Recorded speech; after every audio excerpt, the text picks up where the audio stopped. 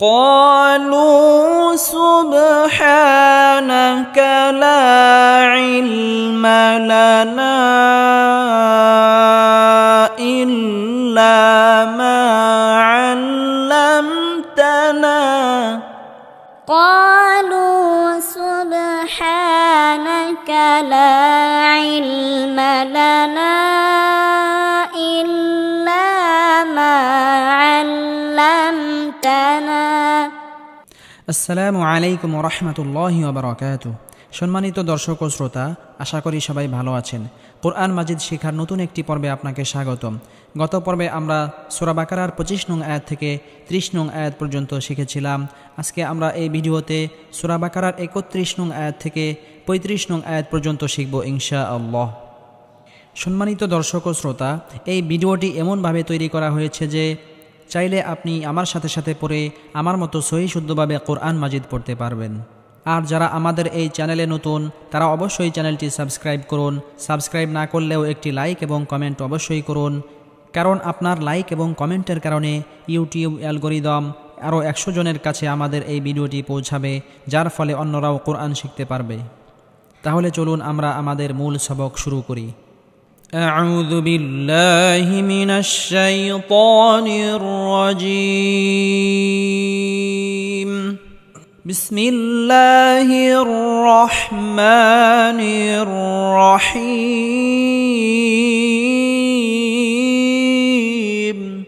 আমি প্রথমত এই পূর্ণ আয়াতটি পড়ব। وعلم آدم الأسماء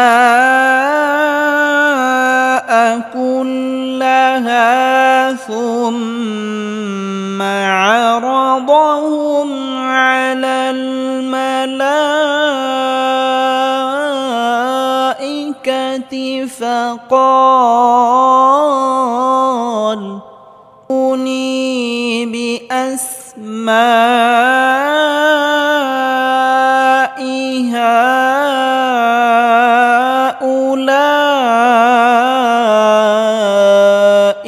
إن كنتم صادقين। আমরা এখন বানান করে পড়ব। ওয়াও জবর ওয়া, আইন লাম জবর আল, ওয়া আল, লাম জবর লা, ওয়া আল্লা, মিম জবর মা, ওয়া আল্লামা। তাজদিদ ওয়ালা হরফ 2 বার করে উচ্চারণ করে পড়তে হবে। হামজা খারা জবর আ, কোনো হরফের উপর খারা জবর খারাজের উল্টা পেশ হলে একালি পরিমাণ লম্বা করে টেনে পড়তে হবে। দাল জবর দা, মিম লাম জবর মাল, আ দা মাল। হামজা সিন জবর আস, মিম আলিফ জবর মা।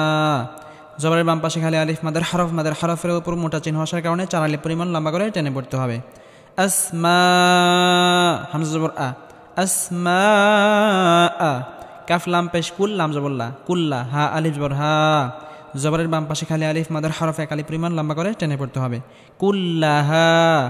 সা মিম পেশ সুম, মিম জবর মা, সুম্মা। মিমে বা নুনে তাজদিদ হলে সর্বাবস্থায় গুন্নাহ করে পড়তে হবে। আইন জবর আয়, র জবর র, আয় র, দ জবর দ, আয় র দ। হা মিম পেশ হুম, আয় র দ হুম। আইন জবর আয়, লাম লাম জবর লাল, আলাল। মিম জবর মা, লাম খারা জবর লা, মালা। কোনো হরফের উপর খারা জবর খারাজের উল্টা পেশ হলে একালি পরিমাণ লম্বা করে টেনে পড়তে হয়। আর খারা জবর খারাজের উল্টা পেশের উপরে যদি মোটা চিহ্ন হয় তাহলে 4 আলিফ পরিমাণ লম্বা করে টেনে পড়তে হবে। আলাল মালা, হামজাজের ই, কাফ জবর কা, মালা ইকা, তাজের তি, মালা ইকাতি।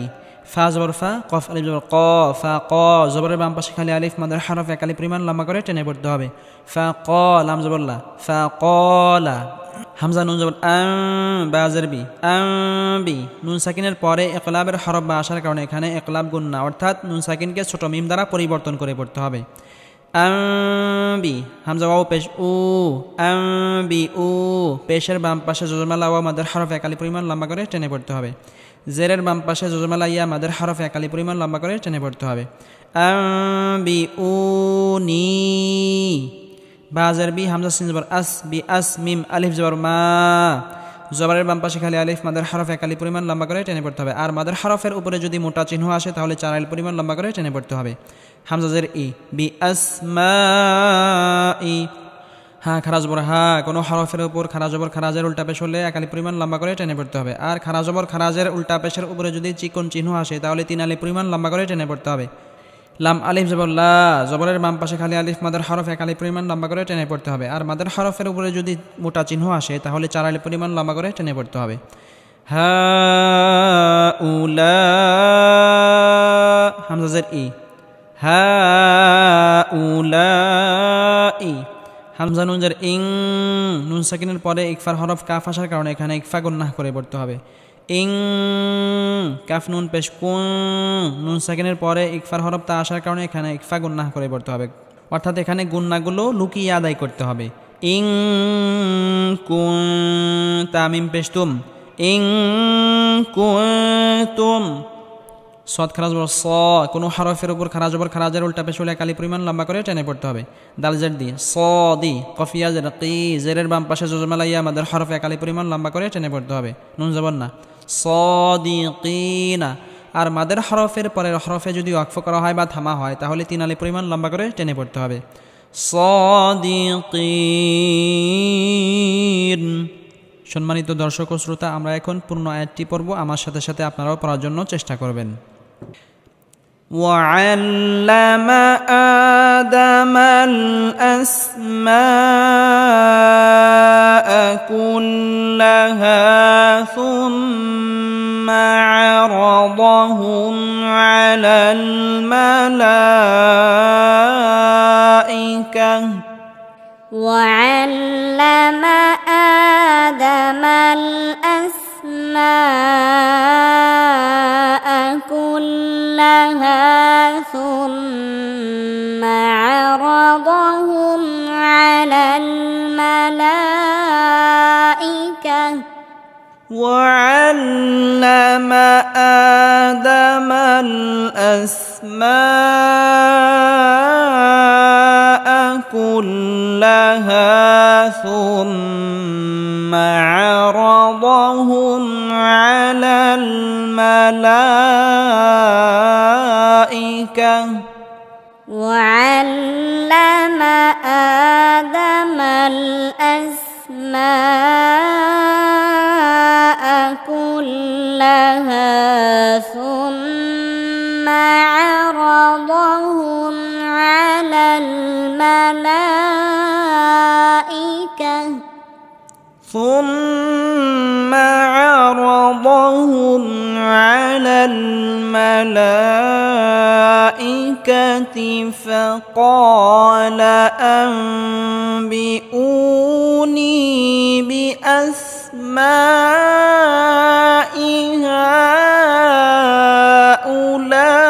هؤلاء إن كنتم صادقين ثم عرضهم على الملائكة فقال أنبئوني بأسماء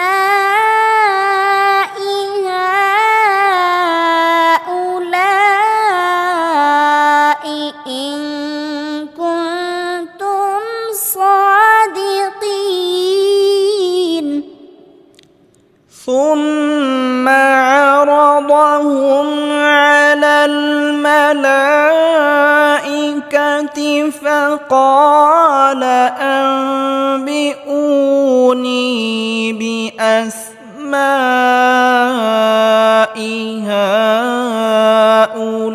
هؤلاء إن كنتم صادقين ثم عرضهم على الملائكة فقال أنبئوني بأسماء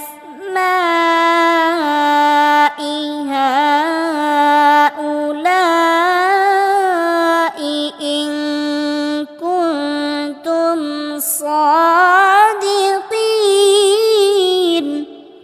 কফ আলিফ জবর ক, জবরের বাম পাশে খালি আলিফ, মাদের হরফ এক আলিফ পরিমাণ লম্বা করে টেনে পড়তে হবে। লাম ও পেশ লু, ক লু, পেশের বাম পাশে জজমা লা ওয়াও মাদের হরফ এক আলিফ পরিমাণ লম্বা করে টেনে পড়তে হবে। সিন বা পেশ সুব, কফ ত বা জিম দালাই বা হরফে জজম হলে কলকলা বা ধাক্কা দিয়ে পড়তে হবে। হা খারা জবর হা, সুব হা, কোনো হরফের উপর খারা জবর খারাজের উল্টা পেশ হলে এক আলিফ পরিমাণ লম্বা করে টেনে পড়তে হবে। নুন জবর না, কাফ জবর কা, সুব হা না কা। লাম আলিফ জবর লা, জবরের বাম পাশে খালি আলিফ, মাদের হরফ এক আলিফ পরিমাণ লম্বা করে টেনে পড়তে হবে। আইন লাম জের আইল, লা আইল, মিম জবর মা, লা আইল মা, লাম জবর লা, নুন আলিফ জবর না, জবরের বাম পাশে খালি আলিফ, মাদের হরফের উপর চিকন চিহ্ন আসার কারণে 3 আলিফ পরিমাণ লম্বা করে টেনে পড়তে হবে। লা আইল মা লানা, হামজা লাম জের ইল, লাম আলিফ জবর লা, ইল্লা, মিম আলিফ জবর মা, জবরের বাম পাশে খালি আলিফ, মাদের হরফ, জবরের বাম পাশে খালি আলিফ, মাদের হরফ। ইল্লা মা, আইন লাম জবর আইন, লাম মিম জবর লাম, আল্লাম, তা জবর তা, নুন আলিফ জবর না, আল্লামতানা, আল্লামতানা। قالوا سبحانك لا علم لنا إلا ما علمتنا قالوا سبحانك لا علم لنا إلا ما علمتنا قالوا سبحانك لا علم لنا إلا ما علمتنا قالوا سبحانك لا علم لنا إلا ما علمتنا হামজা নুন জের ইন, নুনে বা মিমে তাসদিদ হলে গুন্নাহ করে পড়তে হয়। কাফ জবর কা, ইন্নাকা, হামজা নুন জবর আ, নুন সাকিনের পরে ইকফার হরফ তা আসার কারণে এখানে ইকফা গুন্নাহ করে পড়তে হবে, অর্থাৎ গুন্নাকে গোপন করে পড়তে হবে। ইন্নাকা আ, তা লাম জবর তাল, আ তাল, আইন জবর আ, লাম ইয়া জাল্লি, আলি, মিম লাম পেশমুল, আলিমুল, হা জবর হা, কাফিয়া জার কি, হাকি, জেরের বাম পাশে জজমালাইয়া মাদের হরফ এক আলিফ পরিমাণ লম্বা করে টেনে পড়তে হবে। মিম পেশমু, হাকিমু, আর মাদের হরফের পরের হরফে যদি ওয়াকফ করা হয় তাহলে 3 আলিফ পরিমাণ লম্বা করে টেনে পড়তে হবে। হাকিম, ইন্নাকা আনতাল আলিমুল হাকিম إنك أنت العليم الحكيم إنك أنت العليم الحكيم إنك أنت العليم الحكيم কফ আলিফ জবর ক, জবরের বাম পাশে খালি আলিফ, মাদের হরফ এক আলিফ পরিমাণ লম্বা করে টেনে পড়তে হবে। লাম জবর লা, কলা, ইয়া খারা জবর ইয়া, কোনো হরফের উপর খারা জবর খারাজের উল্টা পেশ হলে এক আলিফ পরিমাণ লম্বা করে টেনে পড়তে হবে। আর খারা জবর খারাজের উল্টা পেশের উপরে যদি চিকন চিহ্ন আসে তাহলে 3 আলিফ পরিমাণ লম্বা করে টেনে পড়তে হবে। কলা ইয়া, হামজা খারা জবর আ, ইয়া আ, দাল জবর দা, মিম পেশ মু, আদামু, ইয়া আদামু, হামজা নুন জবর আ, নুন সাকিনের পরে ইকলাবের হরফ বা আসার কারণে নুন সাকিনকে ছোট মিম দ্বারা পরিবর্তন করে পড়তে হবে। বা হামজা জের বি, বি, হা মিম পেশ হুম, বি হুম। মিম সাকিনের পরে শুধু 2 জায়গায় গুন্না হয়, বাকি কোনো জায়গায় গুন্না হয় না। মিম সাকিনের পরে যদি বা আসে তাহলে গুন্নাহ করে পড়তে হয়, আর মিম সাকিনের পরে যদি মিম আসে তাহলে গুন্নাহ করে পড়তে হয়। আর কোনো জায়গায় গুন্নাহ করে পড়তে হয় না, স্পষ্ট করে পড়তে হয়। অর্থাৎ মিম সাকিনের যে হালকা আওয়াজ জারি থাকে সেই আওয়াজ জারি রেখে গুন্নাহ ছাড়া উচ্চারণ করতে হবে। বি হুম বি আস, হামজা সিন জবর আস, মিম আলিফ জবর মা, বি আস মা, জবরের বাম পাশে খালি আলিফ, মাদের হরফ এক আলিফ পরিমাণ লম্বা করে টেনে পড়তে হবে। আর মাদের হরফের উপরে যদি মোটা চিহ্ন আসে তাহলে 4 আলিফ পরিমাণ লম্বা করে টেনে পড়তে হবে। বিআসমা হামজা জের ই বিআসমাই হা মিম জের হিম বিআসমাইহিম قال يا آدم أنبئهم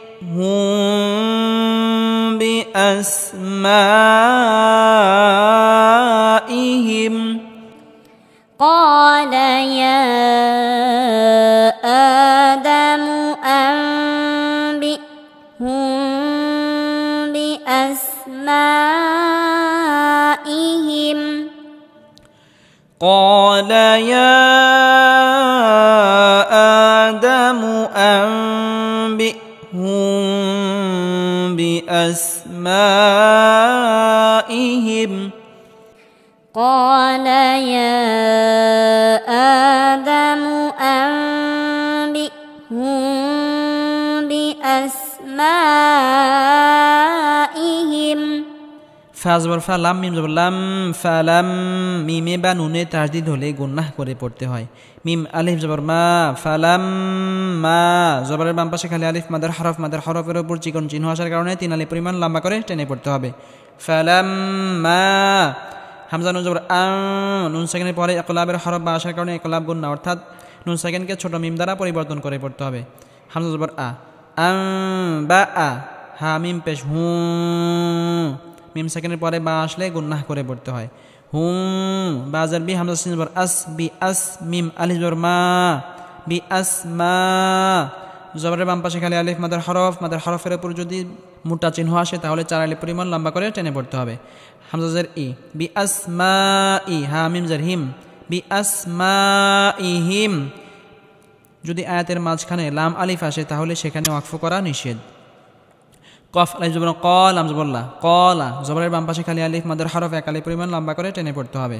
হামজা জবর আ লাম মিম জবর লাম আলাম হামজা জবর আ কফ লাম পেশ কুল আলাম আকুল লাম জবরলা কাফ মিম পেশ কুম আলাম আকুল লাকুম আলাম আকুল লাকুম হামজা নুন জের ইন নুনে বা মিমে তাসদিদ হলে গুন্নাহ করে পড়তে হয় ইন্নী জেরের বাম পাশে জজমালা ইয়া মাদের হরফের উপর চিকন চিহ্ন আসার কারণে 3 আলিফ পরিমাণ লম্বা করে টেনে পড়তে হবে হামজা আইন জবর আ লাম জবরলা আ'লা মিম পেশমু আ'লামু ইন্নী আ'লামু গাই নিয়া জবর গাই বা সিন জবর বাস গাই বাস সিন জবর সা মিম খারা জবর মা ওয়াও খারা জবর ওয়া সামা ওয়া কোনো হরফের উপর খারা জবর খারাজের উল্টা পেশ হলে 1 আলিফ পরিমাণ লম্বা করে টেনে পড়তে হবে এখানে 2টি 1 আলিফ করে লম্বা করে টেনে পড়তে হবে সামাওয়াত তাজরতি সামাওয়াতি ওয়াও লাম জবর ওয়াল হামজা রা জবর আর ওয়াল আর দাজরদি ওয়াল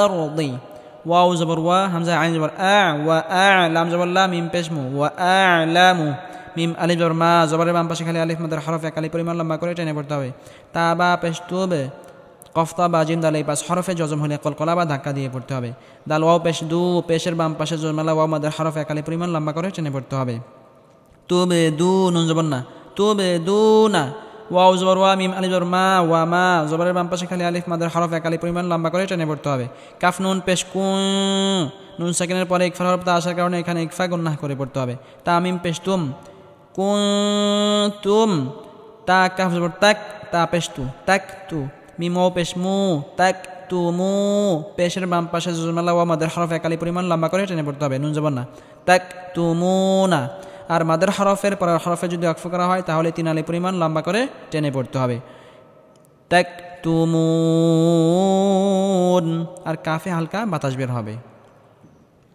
فلما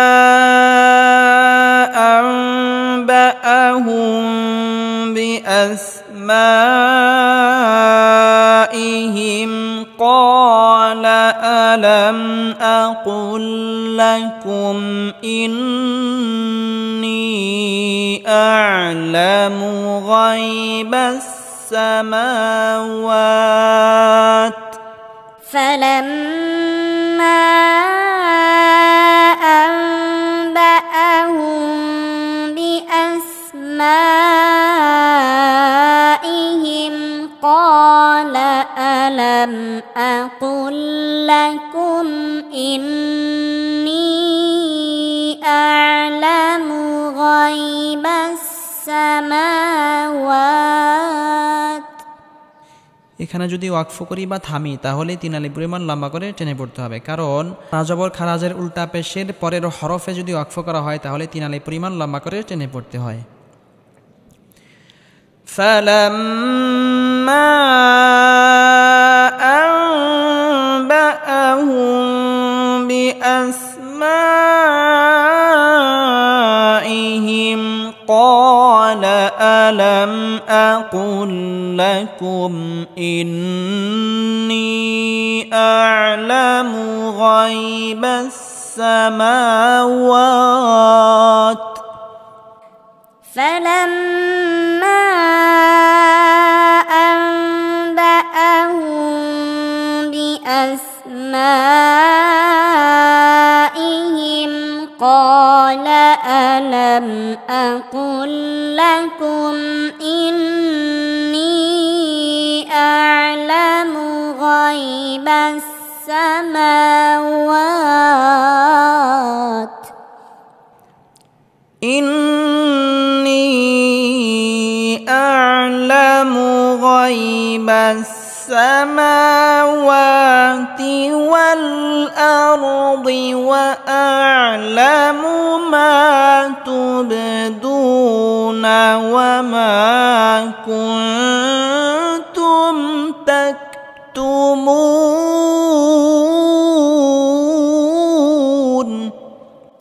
إني أعلم غيب السماوات والأرض وأعلم ما تبدون وما كنتم تكتمون.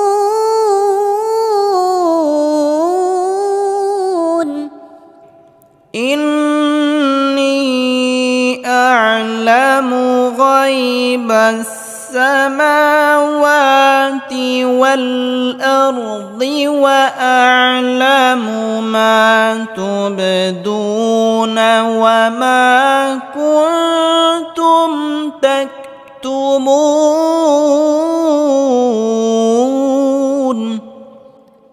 إني أعلم غيب السماوات والأرض وأعلم ما تبدون وما كنتم تكتمون. وإذ قلنا للملائكة اسجدوا لآدم فسجدوا إلا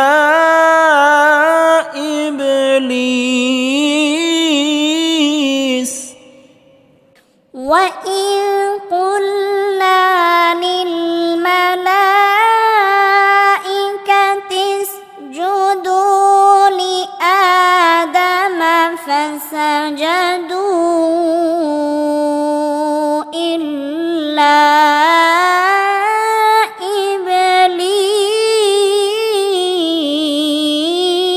إبليس. وإذ قلنا للملائكة اسجدوا لآدم فسجدوا إلا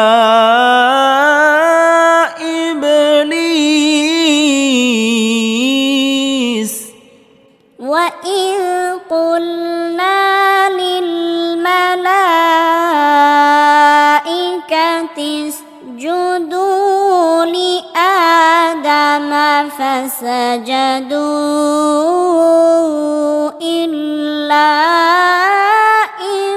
إبليس أبى واستكبر وكان من الكافرين.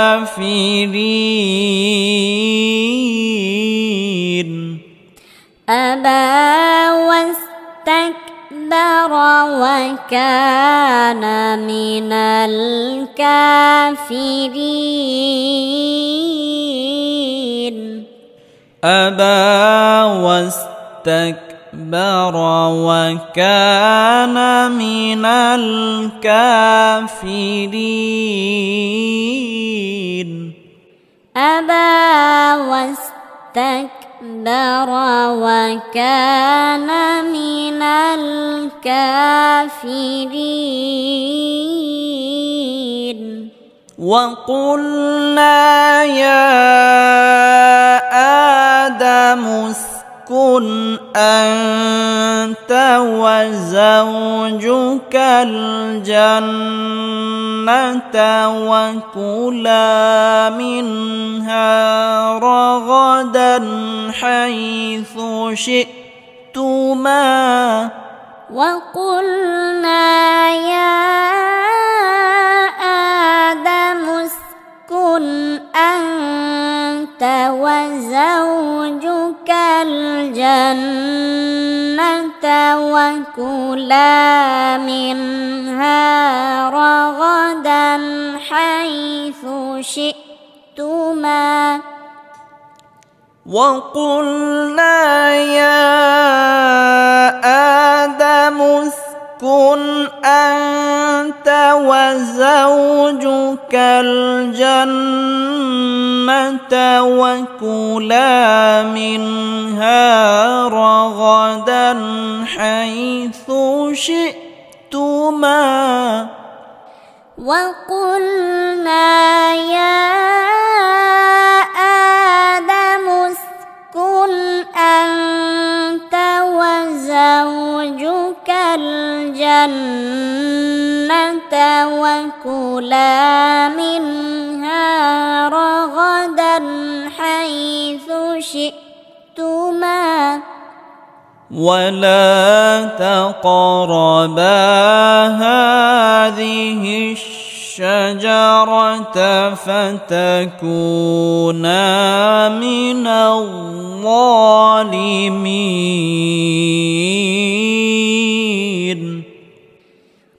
ولا تقربا هذه الشجرة فتكونا من الظالمين